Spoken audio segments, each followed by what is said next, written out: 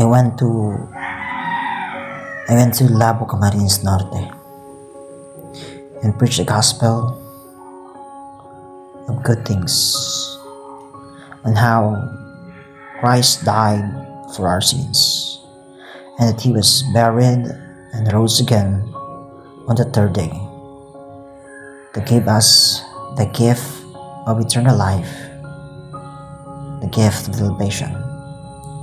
How that faith is enough to save us from eternal damnation of hell.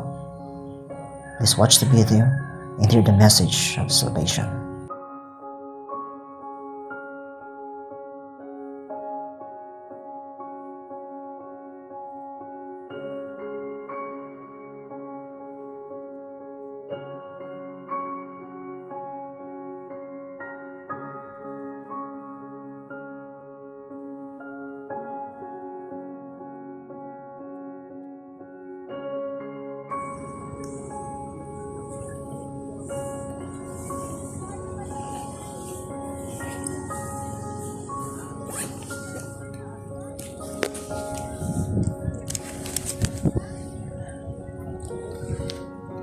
So I pick up my Bible, my King James Bible, the preserved Word of God, inspired and powerful. At exactly 3 p.m., he started preaching the gospel, and he started preaching to a couple of young people. Hello mga sir, magandang hapon. Baka pwede kayo maistorbo makapag-share ng Bible sa inyo kahit mga 15 minutes kung okay lang sa inyo. Sige, by the way, naka-record pala.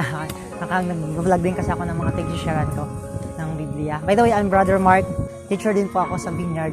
Okay, so, kayo ay college student? TESDA. Anong school? Okay. Dito sa kabila.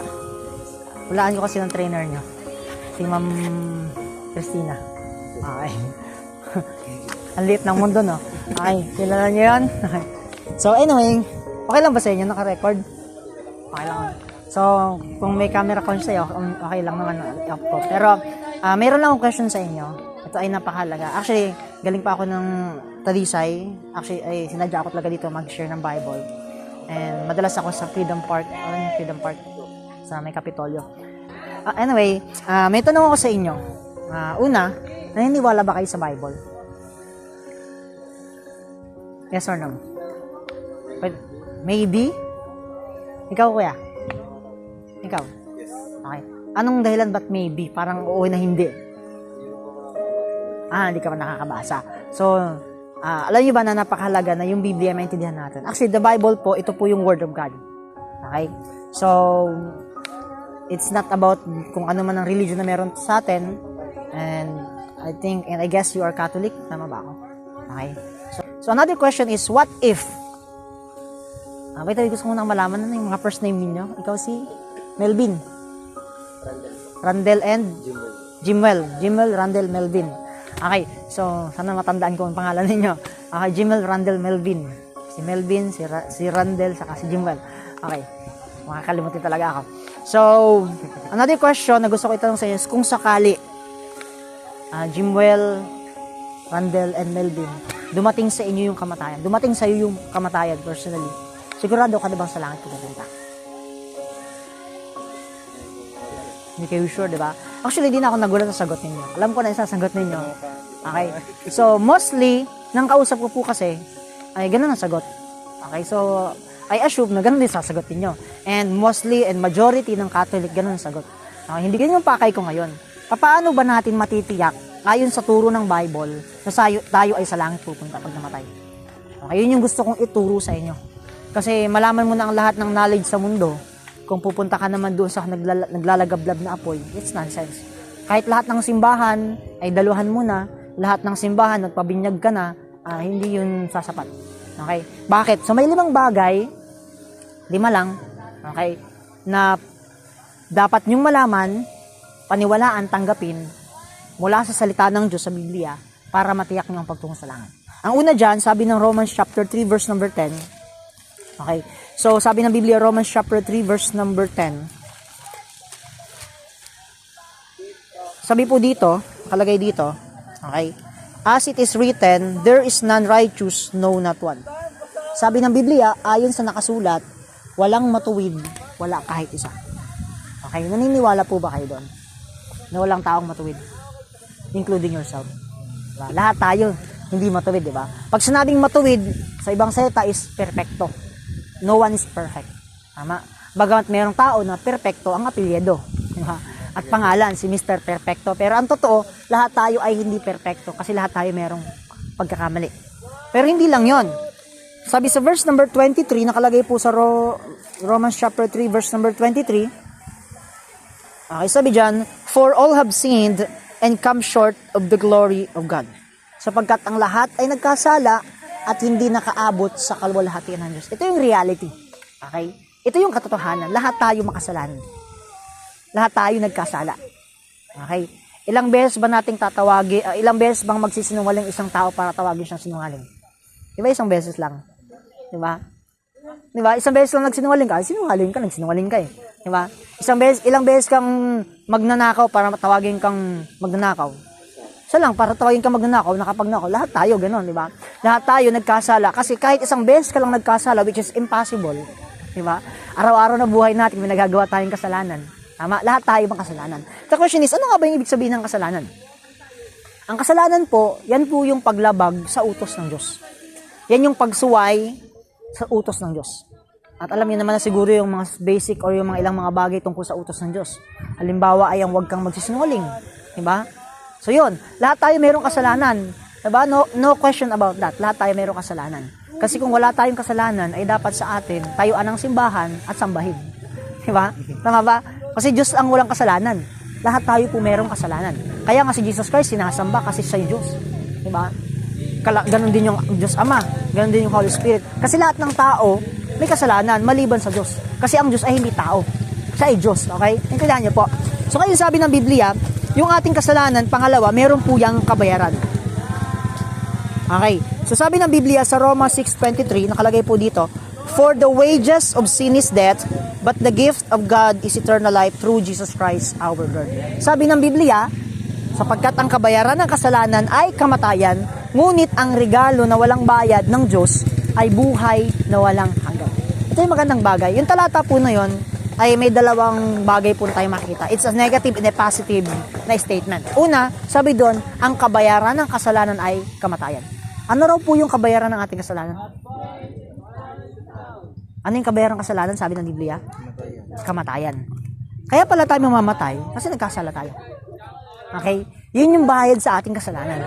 Pero kung papansinin natin yung grammar ng Bible, for the wages, yung wages, hindi lang po siya iisa. Meron siyang plural form, di ba? So, plural form siya. So, hindi lang siya iisa. Wages. So, ano po yung wages na tutukoy ng Biblia? Dalawa po yung kamatayan na tinuturo ng Bible. There are two kinds of death na tinuturo ng Biblia. Ang una po ay physical death. So, what is physical death? Ito yung tagpo na hindi natitibok yung puso mo. Hindi dahil break na kayo ng jowa mo, okay? O dahil wala kang love life, di ba? Kundi dahil humiwalay na yung kaluluwa sa katawan. Umalis na yung kaluluwa sa katawan.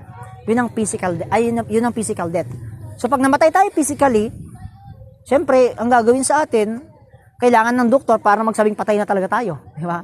At dadalhin tayo saan dadalhin ang katawan natin pag tayo namatay? Sa morgue, matalinong bata. Okay, yung iba kasi diretso agad sa ano. Totoo naman, dadalhin talaga sa morgue. Pero ang bottom line ng lahat, yung katawan natin, dadalhin ililibing sa sementeryo. Okay? Yun po yung physical na kamatayan. Ngayon, ano yung ikalawang kamatayan? So, sabi ng Biblia, sa Revelation 21 verse number 8. Okay? Okay pa ba kayo dyan? Okay? So, sabi ng Revelation 21 verse number 8, sabi dito, but the fearful and the unbelieving and the abominable and murderers and warmongers and sorcerers and idolaters and all liars shall have their part in the lake which burneth with fire and brimstone, which is the second death. Sabi ng Biblia, ano daw yung second death? May bahagi dun sa lake of fire. Okay. Sabi niya, ulitin ko pa para mas maintindihan natin. Tagalogin natin. Mabilis yata ako magsalita. Mabilis ba? Okay lang. Sabi diyan, but the fearful. duwag, matatakutin, and unbelieving, hindi naniniwala, abominable, gumagawa ng kasuklam-suklam, ano pa, murderers, mamamatay tao, warmongers, yun yung sausawa ng bayan, o yung sa barbarang salita ay pokpok, okay, prostitute, okay, and sorcerers, siguro naman, idolaters, siguro din yun naman nagawa yun, okay, sabihin natin hindi natin nagawa yun, okay, pero yung panghuli, all liars. Kasama ba tayo doon? All liars, sabi ng Biblia, shall have their part. So, lahat ng sinungaling may bahagi, saan? In the lake which burneth with fire in brimstone, which is the second death. Saan daw tayo may bahagi? Doon sa lawa na nag-aapoy sa asopre. Yun ang ikalawang kamatayan. Siyempre, yung katawan natin, pupunta sa sementeryo. Alam po ang pupunta doon sa impyerno? Kaluluwa. Sa Bicol, Kalag. Diba? So, pag tayo namatay, ito yung reality pag tayo namatay. Dahil tayo nagkasala, mamamatay tayo. Pag tayo namatay, yung ating kaluluwa ay aalis sa ating katawan. Kaya kahit sapukin mo ang patay, yung kanyang bangkay, di yan mag-response. Kasi wala na doon yung totoong tao. Bangkay na lang yon, labi na lang yon. Ngayon, dadali sa sementeryo. Pero at the point na mamatay ang tao, yung kanyang kaluluwa, sabi ng Biblia, ay may bahagi doon sa lake of fire. Ngayon, another verse sabi ng Biblia, Revelation 20 verse 14. And death and hell were cast into the lake of fire. This is the second death. Ano daw po yung the second death? Itinapon dun sa lawa ng apoy. Sabi pa dyan, and whosoever was not found written in the book of life was cast into the lake of fire. So this is the warning ng salita ng Diyos. Dahil tayo makasalanan, regardless ng ating religion, regardless ng ating mga ginawa, ang for sure, lahat tayo may kasalanan. Dahil doon, tayo po'y parurusahan sa lawa ng apoy. And that's the bad news na ipinapakita ng Romans 6:23. Pero, that's number 2. Una, tayo po'y makasalanan. And I think you accept it. Tama ba? Okay? Pangalawa, dahil sa ating kasalanan, tutungo tayo sa impyerno. Because of our sin. Pangatlo, ito yung magandang bagay. Sabi ng Romans 6:23, for the wages of sin is death, yung death po doon na yung impyerno. Pero sabi ng Biblia, may kasi doon, but the gift of God is eternal life. Ano yung gift ng Diyos sa atin? Eternal life. Ano yung gift niya? Buhay na walang hanggan. Malinaw po ba? So, ang pagtungo sa langit o yung pagkakaroon ng buhay na walang hanggan, it is a gift of God. Okay? Yes, papunta tayo sa impyerno. Pag namatay tayo, dapat tayong pumunta sa impyerno. Kaya ngayon, gusto ng Diyos na matanggap mo yung regalo ng buhay na walang hanggan para hindi ka mapunta sa impyerno. It's either matanggap mo yung regalo ng buhay na walang hanggan o maranasan mo yung walang hanggang kaparusahan na ikalawang kamatayan sa impyerno. Ganoon lang naman yun. Ngayon, nasa iyo ang decision kung gusto mong matanggap yung regalo ng buhay na walang hanggan. The question is, gusto niyo bang matanggap yun? Yes. Okay. Sana. Totoo sa puso yun. Ngayon, tanong is, paano mo matatanggap yun? That's the question. Pero bago mo matanggap yun, may dalawang bagay tayong dapat maintindihan sa regalo. Okay. Siguro naman ay alam nyo na ang ibig sabihin ng regalo. Ang regalo ba may bayad? Meron. Meron. Depende sa kung ikaw ang magbibigay o kung ikaw ang tatanggap ng regalo. Kapag ako ang nagbigay ng regalo, syempre, ako ang bibili. Alangan namang, bigyan mo ako ng regalo, ako bibili. Hindi ganon, di ba? O bigyan kita ng regalo, pero bilhin mo. Di ba? Hindi ganon yan, di ba? So, doon sa nagbigay, siya ang nagbayad. Bakit regalo ang pagtungo sa langit? Ganito po yan. Sabi ng Romans 5:8, Romans chapter 5 verse 8, but God commendeth His love toward us, in that while we were yet sinners, Christ died for us. Sabi ng Biblia, subalit, ipinadama ng Diyos ang kanyang pag-ibig tungo sa atin nang tayo ay makasalanan pa. Si Kristo namatay dahil sa atin. Bakit siya namatay? Siya yung nagbayad sa ating kasalanan. Bakit siya namatay? Para yung pagtungo natin sa langit ay maging regalo. Para yung buhay na walang hanggan ay ating makamtan bilang regalo. Malinaw po ba kung bakit regalo? Kasi ang Panginoong Yesus ipinako sa krus, namatay, inilibing, and after 3 days, siya ay muling nabuhay. Unawaan niyo po ba yon? Bakit siya namatay? Bakit nangyari yun? Yung balita na yon, yung laging binabanggit, di ba? Kasi para bayaran ng ating kasalanan. Para yung pagtungo natin sa langit, maging regalo. Ayan, another question. Yung bang regalo, kung ikaw ang tatanggap, may babayad ka ba? Gusto niyo bang matanggap yung regalo ngayon ng buhay na walang hanggan? Na binayaran na ni Jesus Christ sa krus ng Kalbaryo? Yes or no? If that is yes, the question is, meron ka bang dapat bayaran? Wala, di ba? Kasi kung ang tatanggap, di ba? O halimbawa, ganito, nalimutan ko na. Randel, si Randel, Jimwell pala. Randel and Melvin. Anong pangalan mo, sir? CJ. Halimbawa, Jimwell, tama. Bigyan kita ng regalo. Pero bago matanggap to, ay kailangan mo munang ngumiti. Regalo ba 'yon? Hindi pa rin. Bakit? May ipinagawa. Okay, di ba? Ano ang bagay na natanggap mo na meron kang ginawa, mahirap man yan o madali, hindi mo siya maki-consider na regalo. Tama? Hindi mo siya pwedeng i-consider na regalo kung meron kang ginawa. Mahirap man yan o madali. Tama po ba? O parang yung parang yung makapasa ka sa training. Diba? Sabihin mo, pasil naman yung namin, NC namin na assessment. Diba? Pasil yun.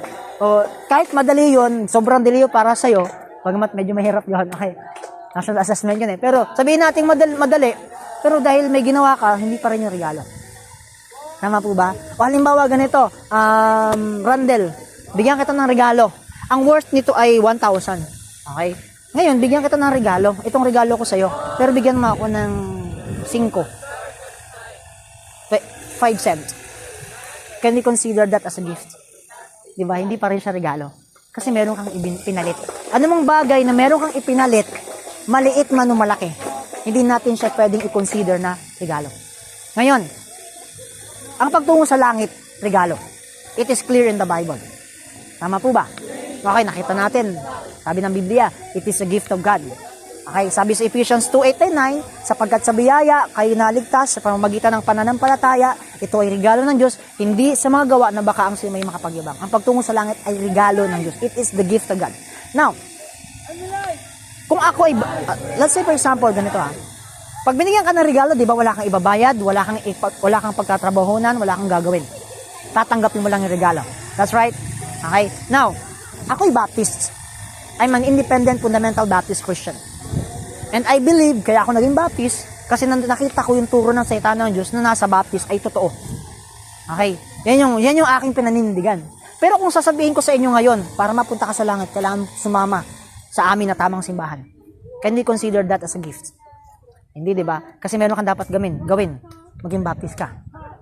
Alam nyo, kahit ako'y Baptist, hindi ko pwedeng ituro na kailangan mong maging Baptist para mapunta sa langit. Same as being Catholic. Diba? Hindi pwedeng sabihin ng Katoliko, ng pari, o ng madre, o ng sinuman na kailangan mong sumapi sa aming simbahan para mapunta sa langit. Bakit? Kasi ang pagtungo sa langit, regalo. Gets nyo po? Ang regalo, walang bayad. Kung meron kang ginawa, nagsimba, nanalangin, nangadji, diba? Nagdasal, nangayuno, nagsimba, o anumang magpakabait, magbigay, tumulong sa kapwa, kung meron kang ginawa, hindi siya regalo. Tama? Ang pagtungo sa langit, regalo. Hindi sa aking religion, hindi sa iyong relihiyon, hindi sa iyong ginagawa, hindi kung anumang bagay. Ang kailangan lang, matanggap mo yung regalo. The question is, number 3, paano mo matatanggap yung regalo? That's the question. Alam nyo, tanging bagay para matanggap mo yung regalo, hindi sa ating ginawa, kundi dahil sa tinatawag na pananampalataya. Okay? Isang desisyon sa oras na ito na kailangan mong pagdesisyonan. It's whether you believe it or not. Sabi ng Romans chapter 10 verse number 9, sabi po ng Roma 10:9, sabi dito, that if thou shalt confess with thy mouth the Lord Jesus, and shall believe in thine heart that God raised him from the dead, thou shalt be saved. Sabi ng Biblia, kung ipapahayag mo sa iyong bibig ang Panginoong Hesus, at magtitiwala ka sa iyong puso, na siya ay binuhay ng Diyos mula sa mga patay, ikaw ay maligtas. Anong kailangan? Magtiwala para ikaw ay maligtas. John 3:16, one of the famous verse in the Bible. For God so loved the world that He gave His only begotten Son, that whosoever believeth in Him should not perish but have everlasting life. Binilis ako, Tagalogin natin, para mas less ang oras, di ba? Sabi ng Biblia, gayon na lamang inibig ng Diyos ang sanlibutan. Paano yung inibig? Ibinigay niya ang kanyang kaisa-isang isinilang nanak. Sino yung isinilang nanak niya? Na ibinigay niya, si Jesus Christ. Paano siya ibinigay? Namatay siya sa krus para sa atin. Ang sabi ng Biblia, na kung sino man, walang binanggit na religion, walang binanggit na kasarian, walang binanggit na lahi, walang binanggit na kung sino man. Diba? Ang sinabi ng Biblia, sino man. Hindi binanggit ang mababait lang, hindi binanggit kung na hindi kriminal o anuman. Ang sinabi ng Biblia, sino man, kahit sino, ang manampalataya sa Kanya ay hindi mapapahamak, kundi magkakaroon ng buhay na walang hanggan. Paano mo matatanggap yung buhay na walang hanggan? Simple lang. believe on the Lord Jesus Christ. Magtiwala ka sa Kanya. Anong ibig sabihin ng magtiwala? Magtiwala ka kay Jesus Christ na ang pagtungo mo sa langit ay dahil sa Kanya. Sa Kanya mo ipagtitiwala yung pagtungo mo sa langit. Kung dati nagtitiwala ka sa yung ginagawa para pumunta sa langit, ngayon kay Jesus Christ na. Tatalikuran mo yun, pagsisihan mo yung pagtitiwala mo sa yung ginawa para pumunta sa langit. Tatanggapin mo ngayon si Jesus Christ para sa kaligtasan ng iyong kaluluwa. Yun ang ibig sabihin ng pagtitiwala. Kung dati nagtitiwala ka sa religion, nagtitiwala ka sa iyong kagwapuhan, di ba? O sa iyong kayamanan, o sa iyong mga kabaitan, di ba? Para pumunta sa langit, o sa iyong organization, o anumang bagay, ngayon, pagsisisihan mo yung tatalikuran mo yung ganung pagtitiwala. Kundi pagtitiwalaan mo si Kristo para sa kaligtasan ng kaluluwa. At siya lamang at walang iba. Malinaw po ba yan? Ibig sabihin siya lang ang pagtitiwala mo para sa pagtungo mo sa langit. Nothing more, nothing less. Malinaw po ba yan? Hindi mo pwedeng sabihin na ganito. Nagmumotor kayo, no? Motor niyo ba yan? Hindi. Akala ko sa motor niyo. Diba? Pag nagmotor kayo at nakiangkas kayo sa nagmumotor, tapos malapit kayong dadaan kayo sa batche. Tapos parang mabubunggo kayo. Tapos sinabi mo dun sa nagdadrive, ako na, magmamotor, baba dyan. May tiwala ka ba sa driver? Diba? Kapag nanguna ka, kapag nagmarunong ka, o di kaya tinulungan mo yung driver mo, ibig sabihin wala kang tiwala sa driver mo. Tama? Si Jesus Christ ang tagapagligtas. Hindi mo kailangan tulungan si Jesus Christ para iligtas ka. Kasi nga nagtiwala ka sa Kanya. Okay? Brother Mark, pag namatay ka ba sa langit ka pupunta? Yes, 100%. 1,000% pa. Walang duda. Why? Kasi alam ko sa buhay ko, sa sarili ko, na si Jesus Christ pinagtiwalaan ko bilang aking tagapagligtas. Since 2008. Hello? 2008. Lang taon na yun. Okay. So, di sabihin, alam ko na sa langit ako pupunta kasi nagtiwala ako. Hanggang sa mamatay ako, hanggang sa kunin ako ng Panginoon yung buhay ko, alam kong sa langit ako pupunta kasi nagtiwala ako. Hindi mo pwedeng sabihin nagtiwala ka pero nagdududa ka. Parang yung ginagawa nyo ngayon, nakasandig kayo dyan. Tama? Tama ba ako? Okay, baka naduduling na ako. Okay. Dahil nakasandig ka dyan, hindi ka ba kinakabahan na baka magibayan? Hindi. Why? Because you have trusted itong, ano ba tawag dito? Diba? May tiwala ka dyan, di ba? Tama? Kasi kung wala kang tiwala dyan, hindi ka maglilin dyan, hindi ka relax dyan. Gets nyo? Diba? Yun ang pagtitiwala. Pag relax ka, panatag ka, alam mo na sa langit ka pupunta kasi nagtiwala ka. Okay? Ngayon ang tanong is, nais mo magtiwala kay Jesus Christ mula ngayon bilang tagapagligtas mo? Yes or no? Nothing more, nothing less. Di sabihin nun, hindi na ako nagtitiwala sa religion para sa kaligtasan ko kundi kay Jesus Christ. Yun ang ibig sabihin na magtiwala. Hindi na ako nagtitiwala sa aking mabubuting gawa para pumunta sa langit kundi kay Jesus Christ. Yan ba ngayong desisyon? If that is yes, congratulations, pwede na kayong mauna sa langit. Sabihin, sigurado na yon, okay? Ano lang naman yun. Pero, bakit natin katatakutan mamatay kung alam naman natin pupunta tayo sa langit? Diba? So, isa yun sa magandang bagay, na magandang balita. Isa yung pinakamagandang regalo ngayong taon na natanggap mo. Diba? So, Christmas season daw, diba? December na. Diba? So, yan yung isang regalo na dapat natanggap ng tao. Kaya nga may Christmas Diba? Si Kristo ay ibinigay para maging tagapagligtas ng tao. Ngayon, tinanggap nyo siya bilang tagapagligtas. Congratulations, sa langit na kayo pupunta. Ngayon, kung gusto mong mauna, pwede naman na, okay? Pero, kahit gusto mong mauna, kung hindi pa lulubin ng Panginoon, hindi ka pupunta sa langit. Okay? So, mahihirapan ka lang. Pero, yun yung magandang bagay. Sa langit ka na pupunta. Yun yung promise ng Biblia. Okay? Ngayon, pang 5. Okay, 5. Number 5. Since na kayo'y tumanggap, nag-decide na magtiwala kay Jesus Christ, alam nyo, napakagandang bagay. It is settled forever. Sabihin, forever na yun, may forever ka na. Hindi na yun mawawala sa'yo. Ano man ang mangyari, nasa iyo na yung buhay na walang hanggan. Bakit po? Ano man ang mangyari, sa langit ka na pupunta. Bakit po? Una, kasi ang binigay sa'yo ngayon, regalo. Yung bang regalo, pwedeng bawiin. Diba? Hindi pwedeng, nangligaw ka, binigyan mo ng regalo yung babae, tapos hindi ka sinagot, babawiin mo. Sinungaling ka nun pag kinuha mo ulit. O kaya naging kayo, binigyan mo siya ng regalo kasi anniversary, sunod na taon, nag-break kayo. Asan yung mga regalo ko? Diba? Hindi ganon, diba? Kasi ang regalo ay regalo, hindi mo siya pwedeng bawiin. Ang Diyos hindi po sinungaling. Pag sinabi niyang regalo, hindi niya nababawiin yun sa'yo. Ngayon, hindi na yun mawawala sa'yo. Kahit pa makagawa ka ng kasalanan. Kasi nga regalo niya sa'yo, diba? Pag binigyan ka ng regalo, wala nang bawian yun kahit anong gawin mo. Kahit gawin mo pang pinakamatinding pagkakasala sa Diyos, hindi na yung babawiin sa'yo. Kasi tinanggap mo na yun. Binigay na yun sa'yo ng Diyos, regalo. Pangalawang dahilan kung bakit hindi na yung mawawala, kasi nga, ang ibinigay sa'yo ay buhay na walang hanggan. Yun bang buhay na walang hanggan, pwede bang mawala? Hello? Yun bang buhay na walang hanggan, pwede bang mawala? Di ba? Walang hanggan nga, di ba? So kung nawala yun, hindi yun buhay na walang hanggan. Ang tawag doon, buhay na pwedeng mawala. Di ba? Gets ninyo? Buhay na walang hanggan. Kaya nga walang hanggan, di walang hanggan. Alam nyo, maraming mga religious na tao, hindi naintindihan yun. Di ba? Simpleng, walang hanggan. Paano nawawala yun? Diba? Eh kasi ganyan. No, it's simple as that. Believe on the Lord Jesus Christ, sa langit ka pupunta, hindi na mawawala sa'yo. Promise yun ng Panginoon. That's number 5. Ay, dito po ako magtatapos. Sabi ng Romans chapter 10, verse number 9, kung ipapahayag mo sa iyong bibigang Panginoong Hesus, at magtitiwala ka sa iyong puso na siya ay binuhay ng Diyos mula sa mga patay, ikaw ay maliligtas. Meron ka ng buhay na walang hanggan, ligtas ka na mula sa impyerno, sa langit ka na pupunta. Meron ka ng buhay na walang hanggan, nagtiwala ka. Yan ang desisyon mo ngayon. Ngayon sabi ng Biblia, Romans chapter 10, verse 13, kung sino man ang tatawag sa pangalan ng Panginoon ay maliligtas. Paano mo ipa-finalize ang iyong pagtitiwala sa oras na ito? Kumbaga, paano mo isisil yung kasunduan mo sa Panginoon, nagtiwala ka sa Kanya? By prayer, sa pagtawag sa Kanya. Okay? Tandaan niyo po ito, hindi nakapagliligtas yung panalangin. Okay? Yung salita mo. Okay na, Panginoon, yung wordings, hindi nakakapagligtas. Ang nakapagligtas yung pananampalataya mo. Okay? Yung pananampalataya. Pero bakit kailangan manalangin?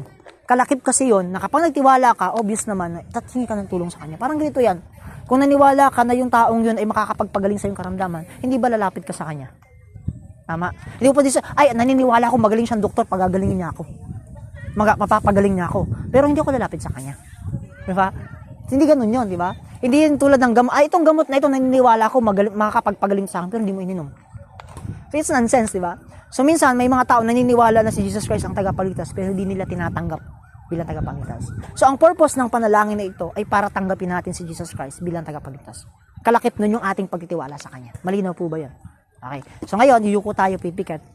Tayo po'y mananalangin. Magiging seryoso tayo sa pagtitiwala kay Kristo. Pwede po ba? Shall we pray? Let's pray. Sundan niyo po ang panalangin ito. Panginoon, salamat po sa oras na ito. Inaamin ko po na ako'y makasalanan. Patawad po. Narito po ako. Nagpapakumbaba. Tinatanggap kita sa aking buhay bilang aking Panginoon at aking tagapagligtas. Salamat po sa oras na ito. Sa langit na po ako patutungo. Amen. Okay, so congratulations. Pwede na tayong mauna. Okay, so dahil teacher ako, may quiz tayo. Okay, quiz tayo. Pero hindi naman kuha pa kayo ng papel. So it's a simple question na related naman. Kasi ang purpose naman talaga ng quiz is para malaman kung naintindihan nyo talaga. O para meron pa kayong dapat i-clarify. Okay, una, kung sakaling mamatay ka ngayon, tiyak mo na ba 100% na sa langit ka pupunta? Okay. Bakit? Naniwala ko sa Diyos. Okay, nagtiwala ka kay Jesus Christ. Hindi lang basta naniniwala sa Diyos. Kasi ang sabi ng Biblia, kahit ng diablo naniniwala sa Diyos. Kundi, nagtiwala ka kay Jesus Christ para sa kaligtasan ng kaluluwa. Hindi lang basta naniniwala. Hindi lang ang ibig sabihin na nagtiwala, naniwala ka na totoo siya. Hindi ka lang naniwala na totoong namatay siya. Hindi ka lang naniwala na totoong nag-exist siya at nag-i-exist siya. No, this is not that. Nagtiwala ka sa Kanya para sa kaligtasan ng iyong kaluluwa.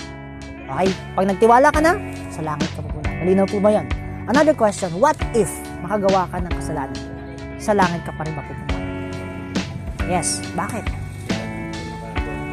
Okay. So, lahat nakakagawa. Totoo, di ba?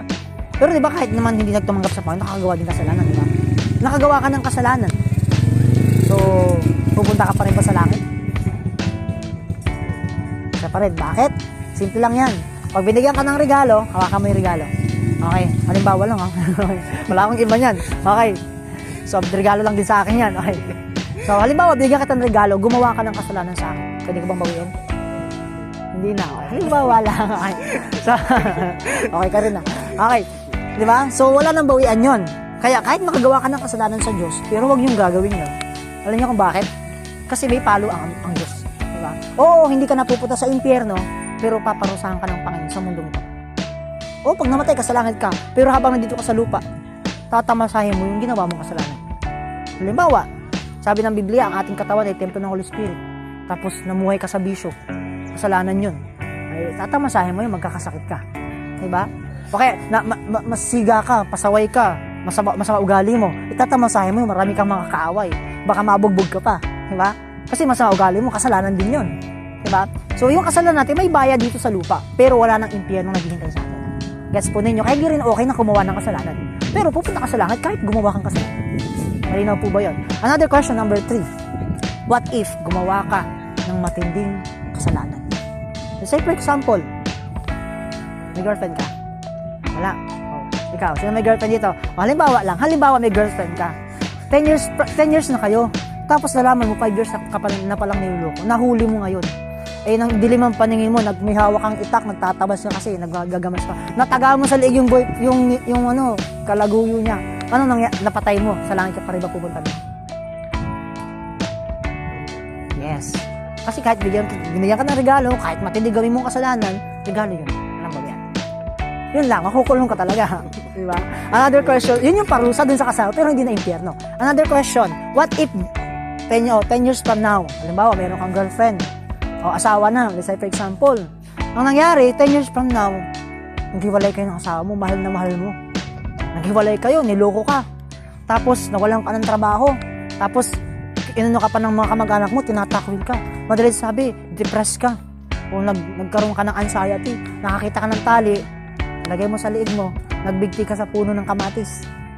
Okay, wala na kami. Di ba? Kamatis. Okay, so, parang medyo medyo binaantok na kayo. So, pero pagka-pexin natin, sa madalit sabi, nagpakamatay ka ngayon. Sa langit ka pa rin ba pupunta nun? Bakit? Naniniwala ka Jesus Christ. Wala nang bawian yun. Regalo yun di ba? So that's the gift of God. So that's the good news and that's the very best gift na pwede mo matanggap sa buong buhay mo. Diba? Kasi yung regalo, ngayon magki-Christmas season, nagbibigay ng pera, mga ilang araw lang, ubos na yan, diba? Lalo na panahon ngayon, bigyan ka ng motor, diba? Sana all, diba? Pero after lang taon, luma na yan. Para yung motor ko, 3 taon na, luma na, diba? Pero yan regalo. So, diba? O binigyan ka ng cellphone, after lang, wala na yan. Na-outdated yan. Pero yung regalo ng buhay na walang hanggan, it is forever. Natatamasahin natin. Hindi lang dito, kundi sa buhay na walang hanggan. Yun po yung afterlife sa mundong ito. And that's the very best gift na binigay sa'yo ng Diyos. At alam niyo kung anong bayad doon, anong halaga doon? Dugo at buhay ng Panginoon sa kanyang sakripisyo. Malinaw po ba yun? So, salamat sa inyo. I hope na natutunan nyo yun. Hindi nyo lang natutunan dito. Kung naging totoo sa inyong puso. At sana, hindi nyo malimutan yun. Kasi kung nalimutan yun, ibig sabihin, hindi kayo talaga nagtiwala. Dito lang yun. Hindi talaga totoo. Okay, wag nyo kakalimutan yun. Kasi kung totoo ka nagtiwala kay Jesus Christ, forever yun eh. Bakit mo malilimutan? Diba? So anyway, maraming salamat sa inyo. God bless po. And adios. Okay, good. Bye-bye. Salamat po.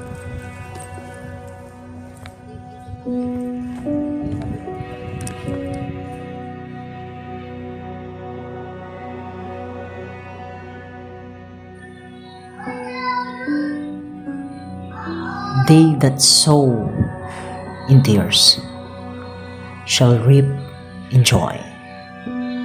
He that goeth forth and weepeth, bearing precious seed, shall doubtless come again with rejoicing, bringing his sheaves with him. God bless you all. Keep doing God's business.